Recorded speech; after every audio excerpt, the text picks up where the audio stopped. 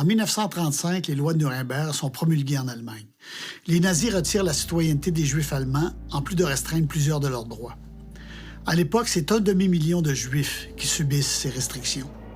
Après l'Anschluss, en 1938, soit l'annexion de l'Autriche par l'Allemagne d'Hitler, 200 000 Juifs s'ajoutent au contrôle du régime nazi. Beaucoup d'entre eux veulent fuir pour échapper à ces lois racistes. Devant la pression de cette demande migratoire et le manque de volonté des États d'accueillir les réfugiés, le président américain Roosevelt demande une réunion entre les dirigeants de plusieurs pays. En juillet 1938, 32 États se rencontrent à Évian, en France, pour discuter du sort des réfugiés juifs. Le Canada va finir par accepter de faire partie de la conférence suite aux pressions du gouvernement américain et du gouvernement britannique, et après avoir eu l'assurance que la conférence n'entraînerait pas vraiment des clauses restrictives et obligatoires de la part des États d'accueillir des réfugiés.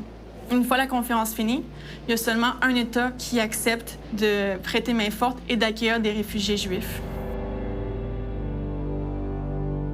L'antisémitisme qu'il y avait au Québec était-tu bien différent de l'antisémitisme qu'il y avait dans le Canada anglais? Il y a une grosse différence fondamentale. Les Canadiens français rejetaient les Juifs parce qu'ils n'étaient pas chrétiens. Il y avait une question fondamentale de doctrine religieuse.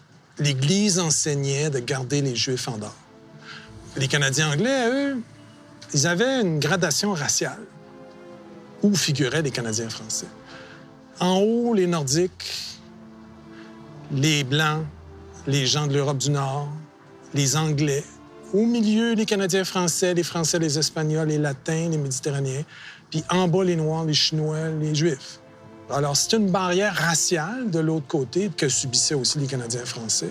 T'es pas né d'une certaine façon, tu peux pas appartenir à l'élite.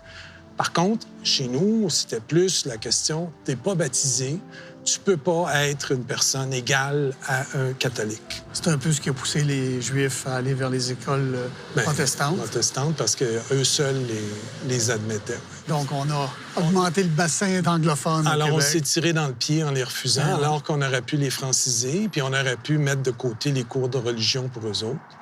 Mais ils n'étaient pas capables à l'époque.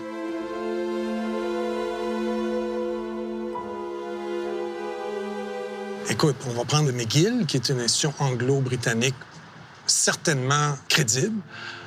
On refusait les Juifs sur la base d'une différenciation raciale. Alors, dans les années 30, à McGill, on fait baisser le nombre de Juifs parce qu'on ne veut pas des concurrents. On ne veut pas qu'ils entrent dans les mêmes domaines que les anglo-protestants puis qu'ils fassent la concurrence, qu'ils prennent leur place. C'était presque économique. Oui, c'est ça.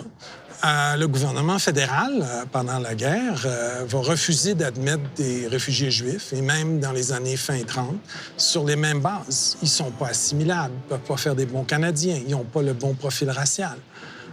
Chez les Canadiens français, c'était pas dit comme ça. C'était dit, c'est pas des religions qu'on peut accepter dans notre univers, on les garde à l'écart. L'autre différence, c'est qui est au pouvoir au Canada dans les années 30? C'est les Canadiens anglais.